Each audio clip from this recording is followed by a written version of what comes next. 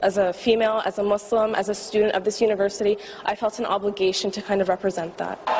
I got up and left because it was absolutely ridiculous. She's talking about political correctness, and right there she blatantly she stabbed me in the heart. That was rude. Use your camel? I mean, come on. Outlandish remarks, but tonight American right-wing pundit Ann Coulter left a sour taste in some people's mouths. She spoke tonight at the University of Western Ontario, where one student stormed out. Anna Vlachos joins us live to explain why. Anna.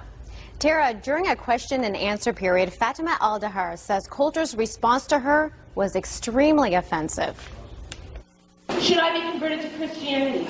Second of all, since I don't have a magic carpet, what other roads do you suggest?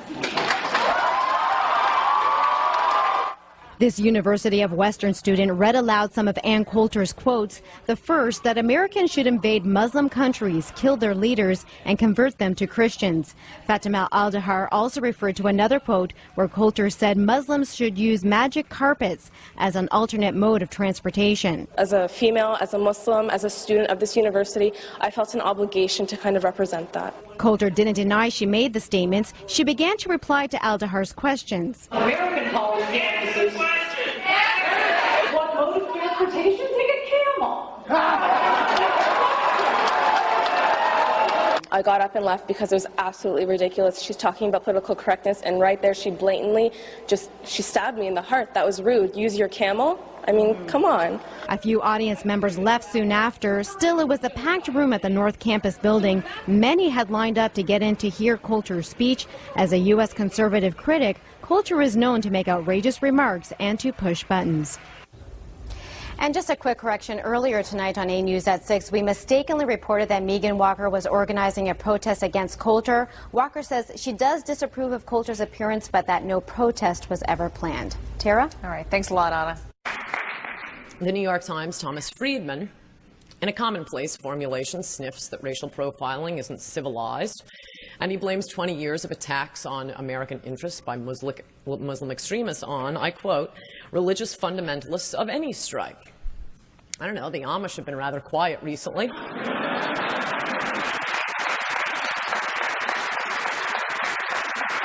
My logic is this. In 20 years of relentless attacks on American airlines by Muslim extremists, in every one of the attacks, one or more Muslim extremists was involved.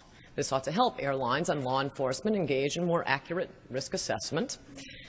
On September 11th, 2001, 3,000 Americans were slaughtered in a terrorist attack on our own soil. In October 2000, our warship, the USS Cole, was attacked by Muslim extremists. In 1998, our embassies in Kenya and Tanzania were attacked by Muslim extremists. In 1996, a U.S. housing complex in Saudi Arabia was attacked by Muslim extremists.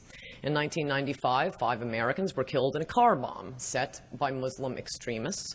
In 1993, of course, the World Trade Center was bombed by Muslim extremists. In 1988, a passenger jet, Pan Am Flight 103, was bombed by Muslim extremists. In 1986, a West Berlin discotheque frequented by U.S. servicemen was bombed by Muslim extremists. In 1985, an Italian cruise ship, the Achille Laura, was seized. An 69-year-old American shot and thrown overboard by Muslim extremists. In 1983, the U.S. Marine barracks in Beirut was blown up by Muslim extremists. In 1982, the U.S. Embassy in Beirut was blown up by Muslim extremists. And starting it all in 1979, the U.S. Embassy in Tehran was seized and Americans held hostage for 444 days by Muslim extremists. Meanwhile, 100% of the terrorist attacks on U.S. airlines for 20 years have been committed by Muslims. When there is a 100% chance, it ceases to be a profile. It's called a description of the suspect.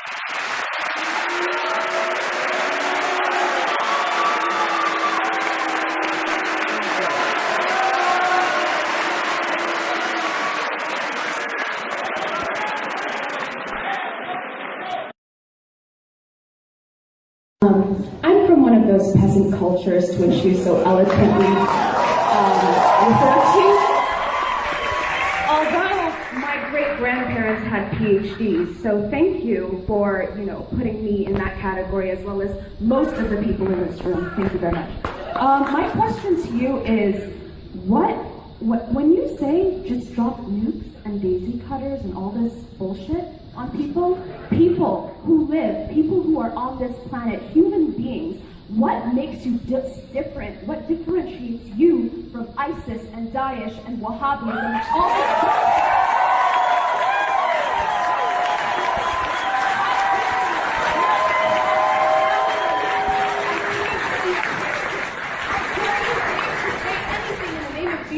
And wear that cross around your neck.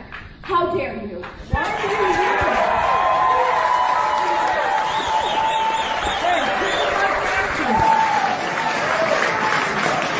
Why are you in this country if your culture's so hot? By the Soviets. That's why. Because my grandfather was a political science PhD from Indiana University who came to this country for an education, and when he went back, he was assassinated. That's why. That sounds like a really rotten culture, one that would assassinate a Soviet Union.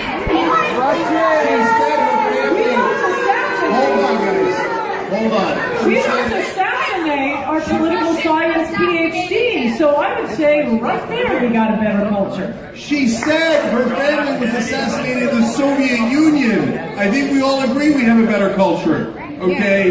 It wasn't America. Well, good. Let's all agree that the Soviet Union is a peasant culture then. I'm not We're getting on that. The Soviets invaded Afghanistan. Get history correctly, okay? They invaded Afghanistan. They destroyed. Okay, so why are you living in Afghanistan if it's such a great peasant culture? Because there's another culture there still fucking killing people. That's why. That's not a good culture. Hey, you didn't answer the I don't know if you question. So it's a nice effort at deflection, but don't.